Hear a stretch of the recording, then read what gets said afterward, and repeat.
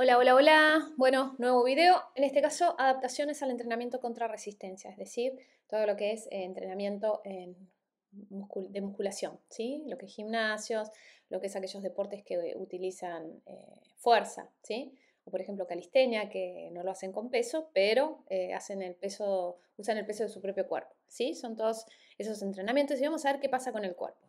Bien, lo primero que tenemos que saber es que en el entrenamiento se producen muchas adaptaciones, ¿sí? Y en el caso de, em, hay muchas adaptaciones, en el caso de lo que es fuerza y potencia, hay muchas adaptaciones del sistema nervioso y del sistema muscular.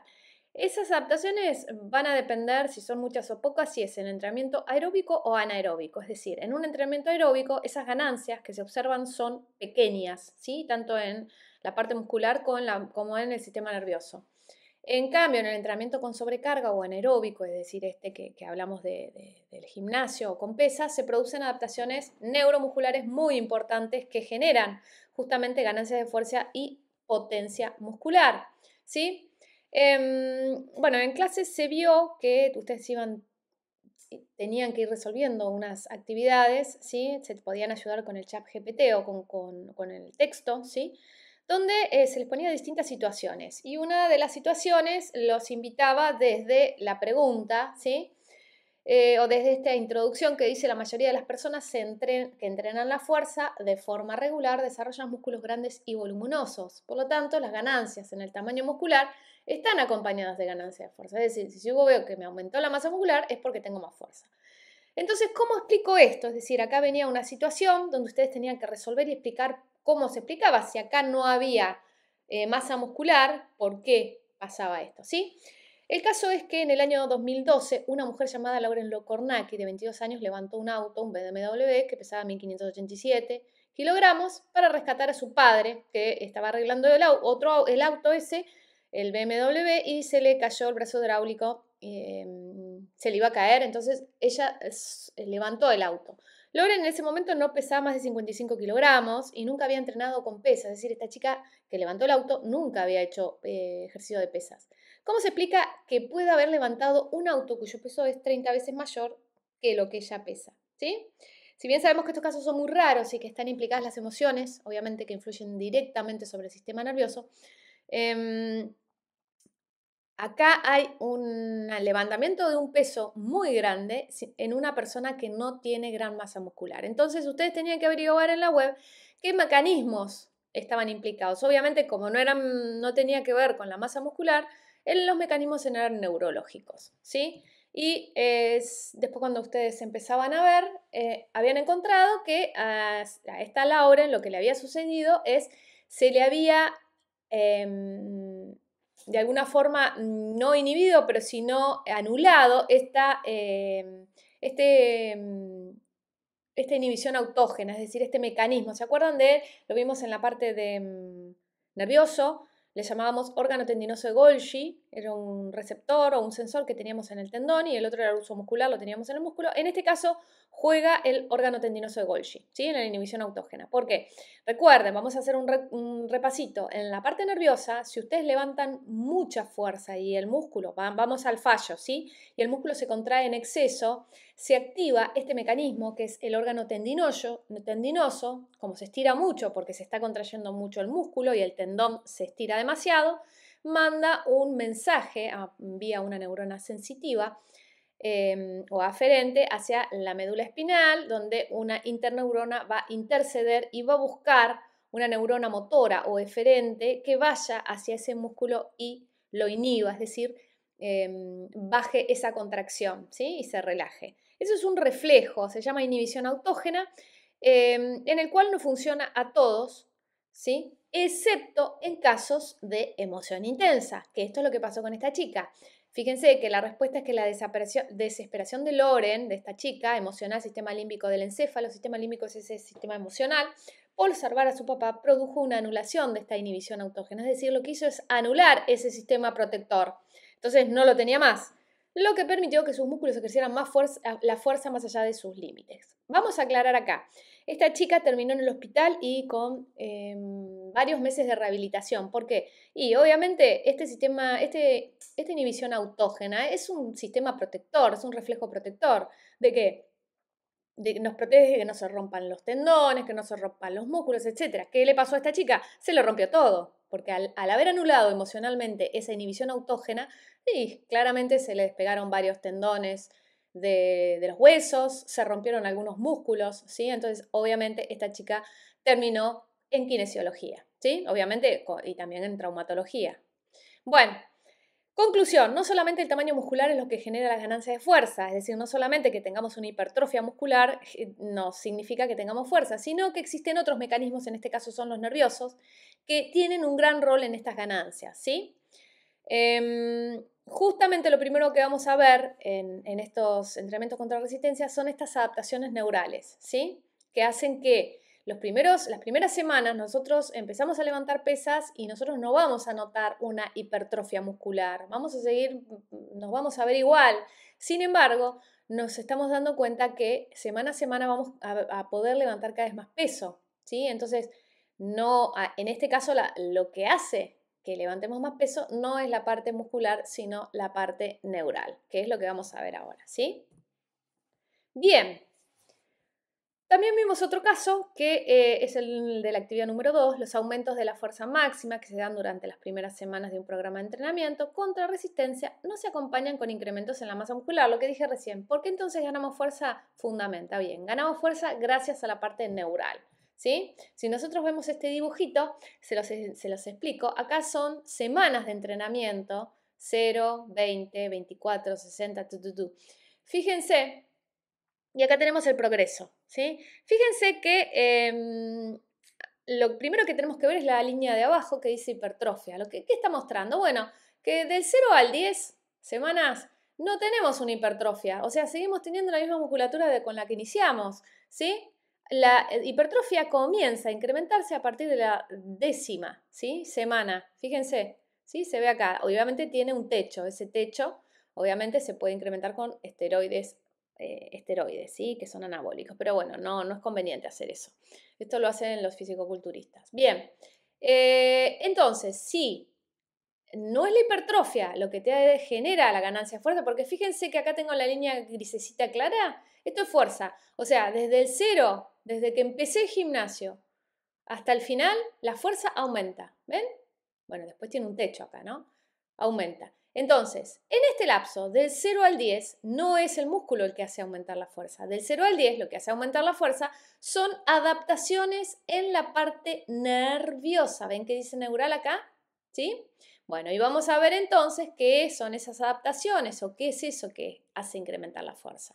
Fíjense que la parte neural se estabiliza a las 20 semanas, ¿sí? Acá ya no tenemos más adaptaciones, sino que acá el que toma mucho protagonismo es la parte de aumento de masa muscular, ¿sí? Entonces, las ganancias en fuerza durante el entrenamiento o mediante el entrenamiento contra resistencia se dan de 3 formas: por control nervioso, por hipertrofia muscular, obviamente la hipertrofia después de la 10ª semana, en promedio. Vamos a aclarar que no somos todos iguales, pero se supone que del 0 a las 10 semanas es todo nervioso, a partir de las 10 se suma todo lo que es la hipertrofia muscular, ¿sí? Y después también hay otra, ay, se me fue, perdón, hay otra, y sí, se me fue de nuevo, ay Dios, esperen. Hay otra que se llama alteraciones en el tipo de fibra, ¿sí? Fibras 1, fibras 2A, fibras 2B, ya se imaginarán a qué me refiero, ¿no? Y tiene que ver con las comodines, que ya lo vimos en la parte de células. Bien, o fibras musculares. Vamos entonces al control nervioso, desde el 0 hasta el 10, hasta la semana 10 que yo voy levantando pesas, ¿qué es lo que va pasando? Bien, se empiezan a generar ciertas adaptaciones nerviosas, como por ejemplo sincronización y reclutamiento de unidades motoras. Bien, ¿a qué me refiero con sincronización? Bien, fíjense, yo tengo acá una neurona, ¿sí? ¿La ven la celeste? Esa neurona está inervando, es decir, está tocando o se encarga de llevar los impulsos nerviosos para la contracción a estos tipos de fibras, ¿sí? Que se ven como violetitas, ¿está? Y después acá tengo un dibujo de otra neurona que va a inervar o mandar esos impulsos nerviosos a las otras restantes que se ven color, color naranjita, ¿sí? Bien, ¿qué significa sincronización? Cuando nosotros hacemos una fuerza muscular, no disparan las neuronas al mismo momento. Primero disparará esta y contraerá esta, y después disparará esta, y después dispararán otras más. Y es como que se van, no se contrae todo a la vez. ¿Qué pasa? Sincronización es que estas dos, y que son un montón, no son solamente estas dos en un músculo, que todas las neuronas se sincronicen. Entonces, cuando el entrenamiento contra resistencia genera esa adaptación que disparan a la vez, ¿sí? Si disparan a la vez, llegan a las fibras musculares a la vez, y si llegan a las fibras musculares a la vez, se contrae todo de una el músculo, ¿sí? Esa es una de las adaptaciones. Otra es reclutamiento de unidades motoras. No es que eso, bueno, ¿qué pasa acá? Acá pasa lo mismo, ¿sí? Pero la diferencia es que acá, por ejemplo, sincronizamos, ¿sí? Los impulsos nerviosos, pero que sincronicemos los impulsos nerviosos no quiere decir que todos los impulsos nerviosos de absolutamente todas las fibras musculares se sincronicen, porque por ahí, para contraer el músculo solamente necesitamos estas dos, ¿sí? Y hay otra que tal vez por ahí también se necesite y no se está llevando el impulso. Entonces, lo que sucede es que se reclutan más cantidad de motoneuronas, ¿sí? Es decir, no solamente que se sincronizan en el momento de disparo, sino que encima se reclutan, es decir, se suman más unidades motoras, es decir, más estos nervios, ¿ves? Ven, serían estos, cada uno de estos nervios, se le suman esas unidades motoras a esa fuerza. Es decir, cuando yo voy entrenando con el tiempo, cada vez una de las adaptaciones es más, primero la sincronización y después el reclutamiento, es decir, agarro más motoneuronas junto con sus fibras que inerva, ¿está? Eso lo que hace es sumar fuerza. Recuerden que si tenemos más unidades motoras, tenemos más fuerza, ¿está? Bien. Disminución del umbral de reclutamiento de las motoras grandes. Es decir, ¿se acuerdan que habíamos visto que las fibras 2A tenían unas neuronas mucho más grandes y con mayor calibre, esos axones? Fíjense, si comparamos, esta es una neurona, esta es otra, si esta es otra, vamos a ver que esta es la más grande, que es la de las 2B, ¿sí?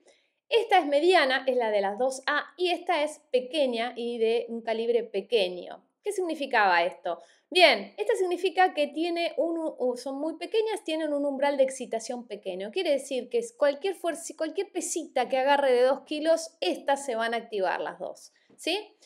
¿Qué significa esto? En este caso necesito levantar un poco más de peso para poder activarla, ¿sí? Y en el caso de las 2B tiene que ser muchísimo el peso, es decir, el umbral de excitación o de activación tiene que ser alto. ¿Qué hace el entrenamiento durante esas semanas, semana a semana, que yo voy levantando pesas? Es que este umbral, ¿sí? Y sobre todo este, que es el que vos necesitas más fuerza, baje. Entonces se va a parecer más a este y se va a activar mucho más rápido y con menos cantidad de fuerza, ¿sí? Entonces, conclusión, al bajar ese umbral mínimo para estimular las unidades motoras de alto umbral, se activan de forma más rápido, ¿sí? Entonces tenemos esas fibras musculares que son las que más fuerza pueden levantar, ¿sí? Las 2A y las 2B, que en esas baja el umbral de excitación. Otra de las adaptaciones es el incremento en la frecuencia de disparo. ¿A qué nos referimos? Bueno, frecuencia de disparo tiene que ver con la neurona, ¿sí? Recuerden que una neurona lo que hace es generar un impulso, ¿sí? Obviamente no lo genera por sí solo, sino que alguien lo induce, ¿sí? De distintos influencias que tiene, es como que genera un impulso nervioso, ¿sí? Y ese impulso nervioso va a viajar por el axón hasta llegar a la terminal sináptica y ahí al botón sináptico y se libera el neurotransmisor. Ese neurotransmisor, en el caso de que llegue al músculo, que es en el músculo, es acetilcolina, ¿sí? Que es el neurotransmisor que genera la contracción muscular. Cuando nosotros tenemos esto y estamos levantando fuerza, no se dispara un solo impulso nervioso, sino que son varios impulsos nerviosos, porque vos estás contrayendo. Bueno, justamente lo que pasa acá cuando nosotros vamos levantando pesa, o sea, una de las adaptaciones es aumentar la frecuencia de disparo. En vez de hacer los disparos por separado, un potencial de acción, otro potencial, se hacen como más rápido. Truc, truc, truc, truc. Entonces la neurona, al disparar más rápido, también genera una contracción mayor. Reducción de la inhibición autógena. Esto ya lo vimos. ¿Con quién lo vimos? Bueno, en realidad vimos no inhibición, sino directamente, no reducción, sino directamente que se cortaba. En este caso se produce reducción, es decir, una persona que levanta pesas, lo que va a generar es que su órgano tendinoso de Golgi cada vez se active con más peso, necesite más peso para poder activarse. Eso es una adaptación, ¿sí? Entonces, vos, este efecto inhibitorio que tendrías si vos levantás una pesa muy alta, lo tendrías cada vez a más peso, entonces no te impediría levantar día a día un poquito más de peso, ¿sí? Obviamente esto es adaptable, es una adaptación que se da en el entrenamiento, o sea que reduce esa inhibición autógena o ese mecanismo de protección. ¿Para qué? Para que el otro día puedas levantar un poquito más de pesa, ¿sí? Ojo que no se corta de todo, sino que se inhibe un poquitito. Bueno, acá ya lo vimos. Y otro de los adaptaciones, en el caso de entrenamiento contra resistencia, es la coactivación de músculos agonistas y antagonistas. Es decir, si nosotros vemos esta flexión del codo, ustedes me van a decir, bueno, acá el bíceps es el que está flexionando el codo, ¿verdad? O sea que se está contrayendo el bíceps. ¿Qué está pasando con el tríceps? Bueno, ustedes me dirán, bueno, el tríceps en realidad se está estirando. Bueno, eso no es del todo cierto. El tríceps no se estira completamente, sino que tiene una leve tensión, ¿sí? Que se opone al movimiento de flexión del codo, es decir, se opone o pone resistencia a la flexión del codo, es decir, a la fuerza que hace el músculo agonista, en este caso el bíceps, ¿sí? ¿Qué significa coactivación? Bien, significa que el músculo bíceps va a poder levantar más fuerza, o sea, se va a poder contraer y levantar más lo que esté levantando, gracias a que el tríceps, que es el músculo antagonista, acá reduce al máximo, se reduce ese tono, ¿sí? O esa pequeña contracción que tienen todos los músculos per se, ¿sí? De por sí, se reduce aún más, entonces permite que no oponga tanta resistencia a ese movimiento, ¿sí?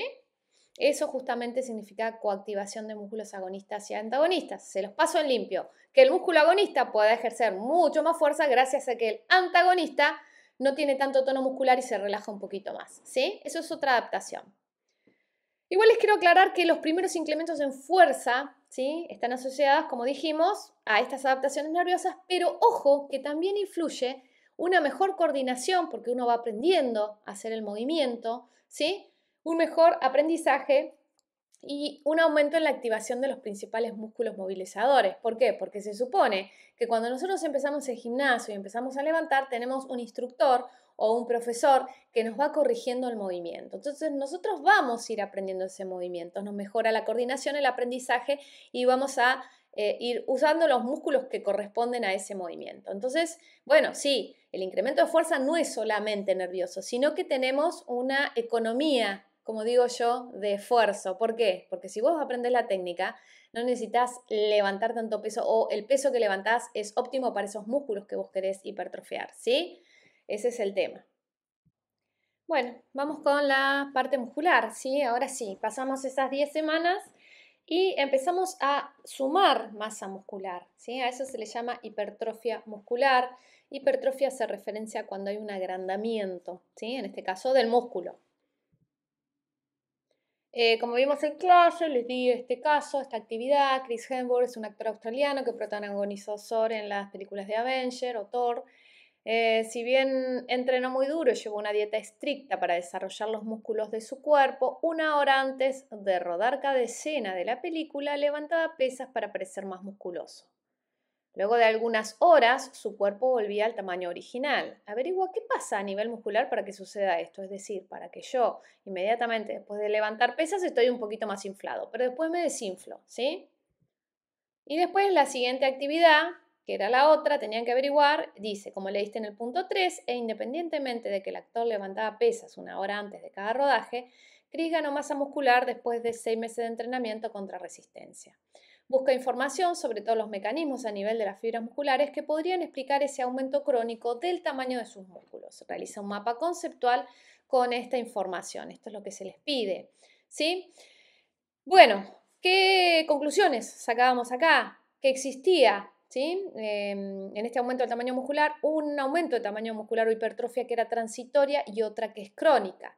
¿Qué significa transitoria? Que se desarrolla inmediatamente después de una única sesión de ejercicio. Es decir, yo levanto pesas y yo me voy ya desde el gimnasio, ya me voy infladito, ¿sí? Infladita.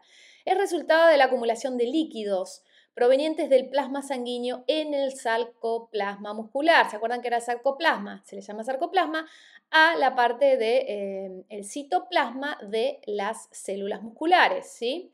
Dura solo un corto periodo, ya que ese líquido regresa nuevamente al plasma, es decir, a la sangre, y disminuye el tamaño muscular en pocas horas, es decir, vuelve todo a su lugar, ¿sí? Es como un engaño.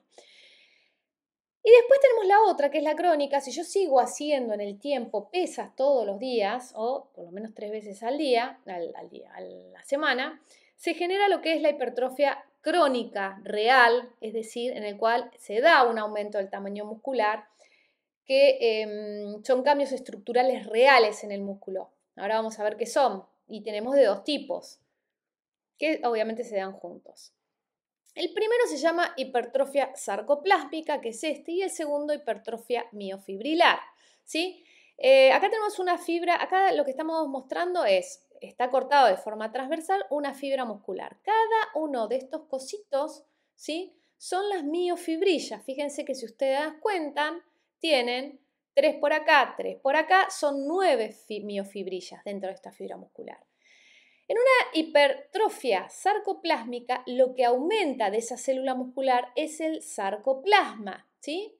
Es decir, se llena de unas sustancias, ahora lo vamos a ver, pero fíjense que seguimos teniendo la misma cantidad de miofibrillas. En cambio, la hipertrofia miofibrilar, lo que cambia es el agregado de miofibrillas, ¿sí? Tenemos muchas más miofibrillas acá. A esto se le llama hipertrofia miofibrilar.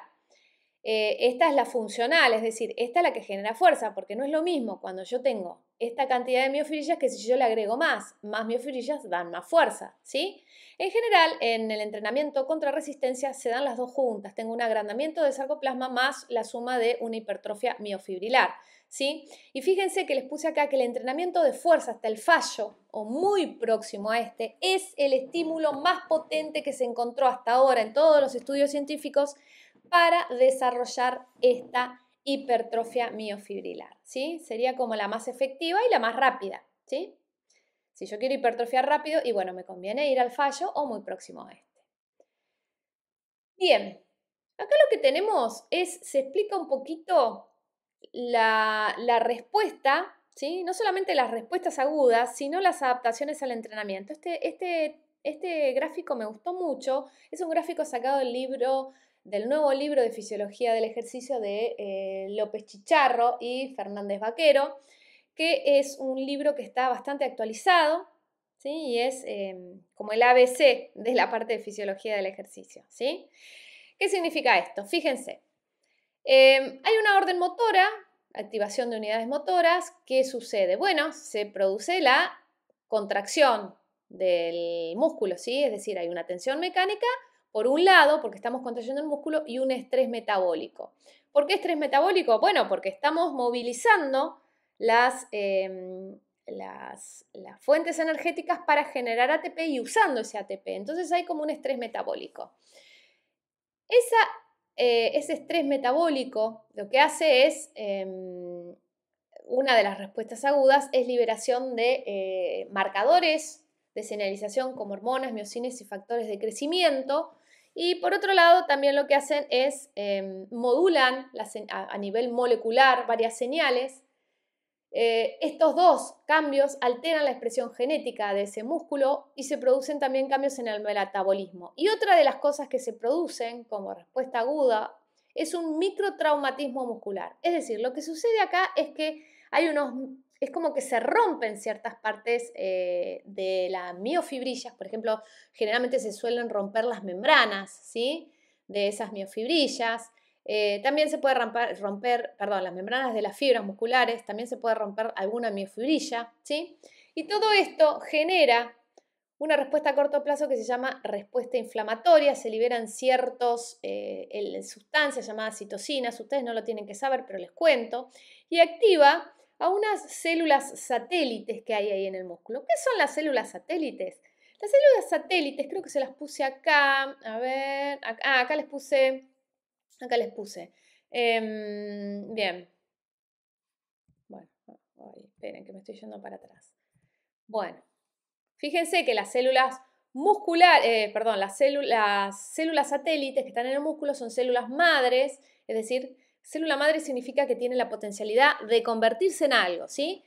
Están presentes en el citoplasma de las células musculares y cuando están activadas, justamente los activan esos microtraumatismos, esas citocinas, se juntan o unen con las fibras musculares rotas y aportan un nuevo núcleo, es decir, se convierten en un nuevo núcleo, lo que favorece una mayor fabricación de proteínas como actina y miosina. Conclusión que no solamente se genera que se arregle esa célula muscular, esa fibra muscular, sino que encima se agregue, no solamente que se arreglen las miofibrillas rotas, sino que se agreguen y formen nuevas miofibrillas. Por eso acá dice que lo que se produce, ese microtraumatismo al romperse, se genera esta respuesta inflamatoria. Una respuesta inflamatoria es cuando se produce una inmersión de líquidos, ¿sí? y sustancias a esa zona para justamente arreglar. En este caso se activan estas células satélites que van a ser las que van a generar el núcleo para el arreglo, ¿no? El arreglo y la formación de nuevas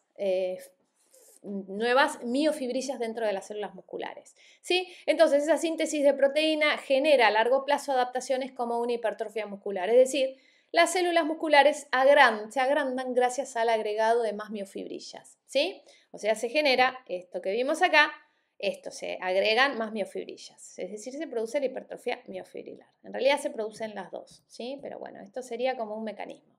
Y eso genera, obviamente, incrementos en fuerza y tamaño en la función muscular y aumento en el rendimiento físico, ¿sí? Bien, algo de más de acá. Bueno, esto no importa, ¿sí? Más o menos yo quería mostrarles qué era lo que se generaban, ¿está? Bueno, la alteración de la expresión genética y los cambios en el metabolismo, ¿sí? Por esta liberación de hormonas, también estimulan la síntesis de proteína y también generan la hipertrofia muscular, ¿sí? Bien, eso está todo escrito acá, léanlo tranquilos y tranquilas, así lo entienden, si no lo entienden me lo preguntan en clase.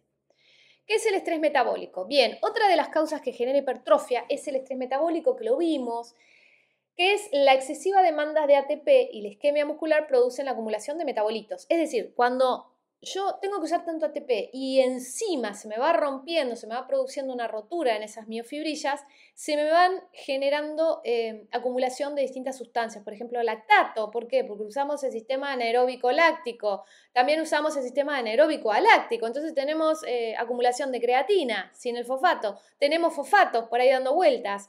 Amonio, debido a que se rompieron las proteínas. Recuerden que las proteínas tienen amoníaco en su estructura, una estructura. Acuérdense, vayan a la parte de anatomía funcional y vean bien cómo es la estructura básica de un aminoácido de las proteínas. Y también el ácido úrico también viene desde la desintegración de proteínas. Todos estos metabolitos que se van acumulando en el músculo producen el aumento en la hormona de crecimiento, en la inflamación y en el reclutamiento de más fibras musculares, lo que lleva a la hipertrofia muscular, ¿sí? Recuerden que la hormona de crecimiento es una hormona que induce también en el aumento, ¿sí? A lo mismo que la testosterona, es otra hormona que induce en el aumento o la agregación de estas demás miofibrillas que genera hipertrofia muscular, ¿sí? Y la inflamación, como lo vimos hoy, la inflamación genera esas citocinas que activan a las células satélites, ¿sí? Lo vimos en el anterior. Bien, También se cree que el entrenamiento de fuerza provoca el aumento de las siguientes hormonas, ya la vimos, que contribuyen a la síntesis proteica, ¿sí? Testosterona ya lo vimos y hormona de crecimiento también. En el caso de las testosteronas vienen de los testículos de hombres y ovarios en mujeres y de la corteza suprarrenal, menos medida. La mujer libera muy poquita, ¿sí? Función principal, influencia positiva sobre la síntesis proteica y estimula la liberación de otras hormonas, ¿sí? Acuérdense que las miofibrillas son proteínas, actina, miosina, troponina, tropomiosina, etcétera, son todas proteínas. Entonces, si la testosterona activa o influye sobre esa síntesis, tenemos en general mayor cantidad de, de estas miofibrillas, ¿sí? El cortisol de la corteza suprarrenal tiene una influencia negativa en el caso, ¿sí? Hormona de crecimiento obviamente es estimulante. Fíjense todo lo que hace. Estimula la lipólisis, es decir, romper los ácidos grasos para generar energía, facilitador de transporte de aminoácidos, ¿sí? Es decir, ¿a dónde? Y bueno, a las células musculares. Influencia sobre función inmune, remover el volumen de fluido extracelular. Estas que no importan y la prolactina que tampoco importa, ¿sí? Los importantes son la testosterona y la hormona de crecimiento. Por ejemplo, les puse el cuadrito, pero bueno, sepan que a mí me importan estas dos, testosterona y hormona de crecimiento. Características del ejercicio, en general los protocolos de entrenamiento que implican un alto volumen total del trabajo ante intensidades moderadas y altas con repeticiones hasta el fallo muscular, 8 a 12 RM, ¿sí? Acuérdense que es repetición máxima y tiempos cortos de recuperación entre series, generalmente se recomiendan no muy largos esos tiempos, ¿sí? Así yo estreso el músculo y hago que se generan todas estas respuestas que dan como resultado la hipertrofia muscular. Todo esto tiende a producir las mayores respuestas hormonales, ¿sí? Y después, por último, tenemos las alteraciones en el tipo de fibras. Varios estudios han demostrado que el entrenamiento de la fuerza de alta intensidad, en combinación con el entrenamiento interválico de velocidad, provoca la transición. En entrenamiento interválico de velocidad es entrenar sprint, por ejemplo, ¿sí? Porque habla de alta velocidad, haciendo descansos, ¿sí? Lo que hace es provocar la transición de fibras. De las 1 a las 2A se cree, ¿sí? En otros estudios de las 2B se transforman en 2A con entrenamientos con sobrecarga, ¿sí? Hay un montón de estudios de esto. Lo que se sabe es que en general las más reactivas o las que más pueden alterarse y cambiar son las 2A, ¿sí? Que normalmente se pueden cambiar en este caso a las 2B. ¿Tá? Pero bueno, hay estudios de que muestran, ¿sí? Transiciones. Bien, ¿qué es la atrofia muscular? Sería todo lo contrario. Fíjense que acá tengo mucho músculo y acá tengo poco músculo. ¿Cuándo puede suceder? Cuando yo inmovilizo ese cuerpo. Es decir, o dejo de entrenar y no hago nada, o me quebré, me ponen un yeso o una férula, entonces no muevo esa parte. Entonces, bueno, ustedes se habrán dado cuenta que cuando se sacan esa férula o ese yeso que les pone el traumatólogo, se habrán dado cuenta que tienen el brazo, si es en el brazo, lo tienen mucho más chiquito, ¿sí? Bien. La atrofia muscular y disminución de fuerza se puede dar por inmovilización o interrupción del entrenamiento, como lo dije, ¿está? En el caso de inmovilización, durante las primeras 6 semanas de inmovilización, disminuye esa tasa de síntesis proteica, provocando la disminución del tamaño muscular o atrofia. Durante la primera semana de inmovilización es cuando más se pierde masa muscular, porque es del 3 al 4%. Esto es un estudio, ¿no? No lo digo yo, esto salió de un estudio científico. Esto se asocia también con una menor actividad neuromuscular. La inmovilización parece afectar tanto a las fibras tipo 1 como a las fibras 2, a todas.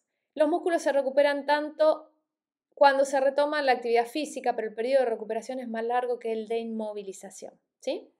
Es decir, perdemos, pero después nos tenemos que recuperar. Y bueno, esto no importa, esto lo había puesto, pero es demasiado complejo, lo vamos a dejar, pero interrupción del entrenamiento también provoca atrofia. Bien, y vamos a ir a otros temas que los puse acá, pero no quiere decir que son parte, estos dos temas, el dolor y los calambres musculares, no son parte exclusivo de este entrenamiento, porque también se dan los entrenamientos aeróbicos. Pero lo puse acá porque, bueno, como estamos hablando de músculo, digo, bueno, pongo acá toda la parte de dolor y calambres musculares, ¿sí? Pero quiero que quede claro que esto se da en todo tipo de entrenamiento. ¿Qué es el dolor muscular de inicio tardío? Como lo llaman el MIT. Aparece 1 o 2 días después de la actividad física, es un dolor que generalmente se da más con ejercicios excéntricos, pero se suele dar con todos, y está asociado a una alteración o daño real del músculo. ¿Sí? Las causas son, por un lado, un daño estructural, generalmente se da rotura de la membrana celular del músculo, sarcolema, y cambios en los filamentos de actina-miosina también se rompen. Y una reacción inflamatoria, microlesiones estimulan la atracción de glóbulos blancos, defensa inmunitaria hacia el músculo generando inflamación y dolor, reacciones inflamatorias que estimulan luego las terminaciones nerviosas, bla, bla, bla, generando dolor. Igual la reacción inflamatoria, como lo vimos hoy, tanto el daño estructural como la reacción inflamatoria recuerden que estimulaba la generación de citocinas, que eso estimulaba las células satélites, que estimulaba la generación de más núcleos, que a más núcleos, más síntesis de proteína, o sea, más hipertrofia, ¿sí? Recuerden eso. Conclusión, el Smith te está diciendo a vos que vos hiciste bien la tarea. ¿Por qué? Porque si vos tenés un MIT, significa que te duele y tuviste un daño estructural y una reacción inflamatoria. Conclusión, estás hipertrofiando bien, vas por buen camino, ¿sí? Tiene que doler, ¿está? Obviamente no al nivel de una lesión, pero tiene que doler ese dolor muscular que te agarra después del entrenamiento. Bien, ¿podemos hacer que esos DMIT o dolores musculares se reduzcan? Bueno, sí, no los podemos quitar completamente, pero podemos reducirlos si al empezar el entrenamiento, el siguiente entrenamiento lo hacemos a baja intensidad y vamos haciéndolo progresivamente un poquito más, fuerte, ¿sí? Es decir, empezamos de poquito.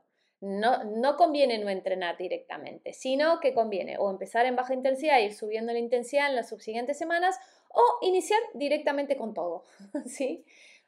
No es conveniente no entrenar porque eso hace que tanto la inflamación como las microroturas tarden más en arreglarse y tarden más también en reabsorberse toda esa inflamación. Entonces, te va a doler mucho más tiempo, ¿sí? Entonces, siempre conviene seguir el programa de entrenamiento.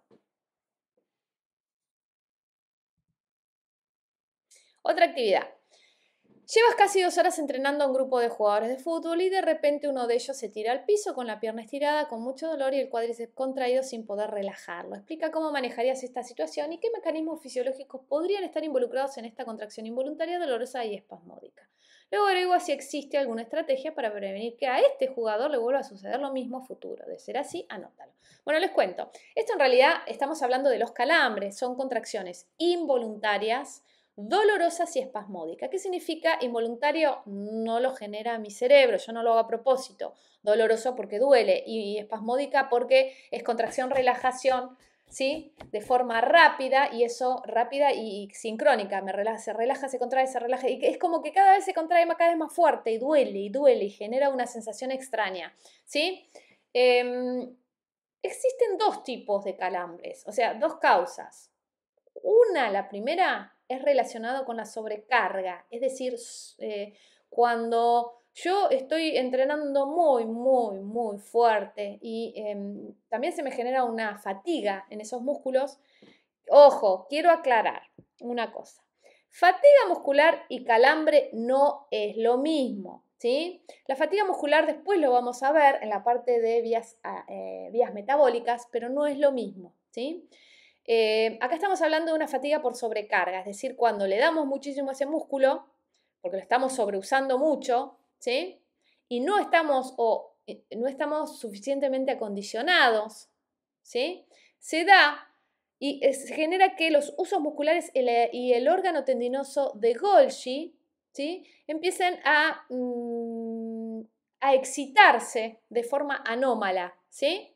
Se vuelven locos. Entonces, lo que genera es que empiecen a generar esos reflejos. Vieron que los reflejos uno contrae, porque fíjense que el órgano tendinoso de Golgi lo que hace ese reflejo es relajar el músculo y el uso muscular contraerlo. Entonces, es como que por esa sobrecarga se empiezan a volver locos y empiezan a dispara uno, dispara el otro, dispara uno, dispara el otro. Entonces, se contrae, se relaja y eso es lo que genera una de las causas, ¿no? Que genera el calambre. Y el otro está relacionado con un déficit de sustancias que se llaman electrolitos, que son iones, ¿sí? Y este se da cuando ustedes transpiraron mucho y no se hidrataron lo suficiente. Entonces, ¿qué pasa? Hay una alteración dentro del músculo en la concentración de sodio y cloro, ¿sí? Entonces, para compensar las pérdidas de electrolitos y la pérdida, vamos de nuevo, se manifiesta en deportistas que han transpirado profusamente haciendo una alteración significativa en la concentración de sodio y cloro. Eso en la sangre. Para compensar estas pérdidas de electrolito y la pérdida de electrolitos plasmáticos también, bueno, sanguíneos, los líquidos en el músculo se desplazan desde el intersticio del músculo hacia los vasos sanguíneos. Esto genera que las neuronas motoras se tornen hiperexcitables, se vuelven locas, lo que produce la descarga espontánea y la iniciación de potenciales de acción en los músculos. Es decir, se los paso en limpio. Transpiro mucho, ¿sí? Sin hidratarme bien. ¿Qué va a pasar? Ese agua de la transpiración, las glándulas sudoríparas se la roban al plasma, es decir, a la sangre, ¿sí? Entonces la sangre se queda con menos agua. Si la sangre se queda con menos agua, se genera una bajada en la presión arterial. Como el cuerpo tiene un mecanismo homeostático que no puede permitir que esté muy baja ni extremadamente alta la presión arterial, en este caso se las va a rebuscar y le va a sacar, esos vasos sanguíneos le van a sacar agua al músculo, porque es el lugar donde más agua pueden sacar, y ese músculo se queda con menos agua. Entonces es ese agua que va al plasma, ¿sí? Para compensar y tener una buena presión arterial. Pero el músculo se queda sin agua, ¿sí? Al perder, al esas pérdidas de agua y electrolito, lo que hace es que se vuelven locas las motoneuronas, ¿sí? Que disparan esos impulsos nerviosos que llegan al músculo para contraerlo. Entonces empiezan a disparar con todo, ¿sí? Son hiperexcitables y eso genera contracción, relajación, contracción, relajación, contracción, relajación y así, así, así, así. Entonces, vamos de nuevo. Se producen calambres por dos vías. La primera, por que se vuelven locas el órgano tendinoso de Golgi y el uso muscular y empiezan a disparar uno, otro, uno, otro, uno, otro. Ese es uno, ¿sí? Cuando lo estamos sobrecargando al músculo. Eso es porque, bueno, se produce mucho sobreuso de músculo. Y el otro tiene que ver con el agua, ¿sí? Me quedo sin agua porque las glándulas sudoríparas empiezan a tratar de bajar la temperatura del cuerpo, no tomé agua lo suficiente, no me hidraté lo suficiente, entonces la sangre le roba agua al músculo, entonces el músculo se queda con menos electrolítico y menos electrolito, se empieza a hiperexcitar las neuronas y empiezan a descargar los impulsos nerviosos de forma rápida, ¿sí? Bien. Lo podemos tratar, bueno, en el momento se hacen ciertas estrategias y tal esas estrategias también van a depender de si es un calambre asociado al sobreuso y a la fatiga del músculo o si es asociado a la pérdida de agua, ¿sí? Al electrolito.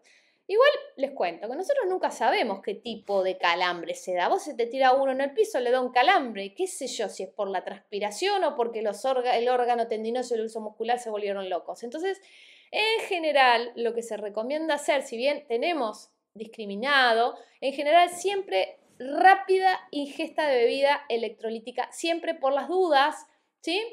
Y tratar de mantener el músculo en posición estirada hasta que alivie. Y también conviene hacer un estiramiento pasivo. ¿Qué significa? Un estiramiento pasivo es lo que vemos en este dibujo acá. Ven que está el jugador en el piso y este parece el entrenador que le está haciendo un estiramiento. Eso significa estiramiento pasivo, en el cual el que está estirando es una persona de afuera. Entonces vos, al no estirarlo vos mismo, vos no estimulás a ninguna neurona, ni a ningún reflejo, ni a nada. Bueno, el reflejo sí lo vas a... Pero bueno, si vas de a poco, ¿sí? Lo que vas haciendo es vas mermando y vas acomodando un poco esta locura de los calambres, ¿no? Bien. ¿Se pueden prevenir?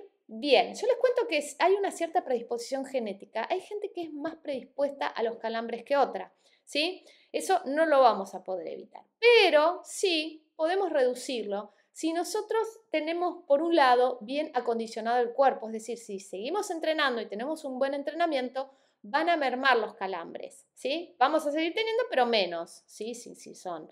La otra, conviene también hacer estiramientos regulares de los grupos musculares, ¿sí? Porque eso baja un poco también o previene los calambres. Estos son todos estudios, ¿no? Que sacaron la conclusión. Otro, mantener siempre el cuerpo bien hidratado y con buenos depósitos de carbohidratos, de glucógeno en los músculos, ¿sí?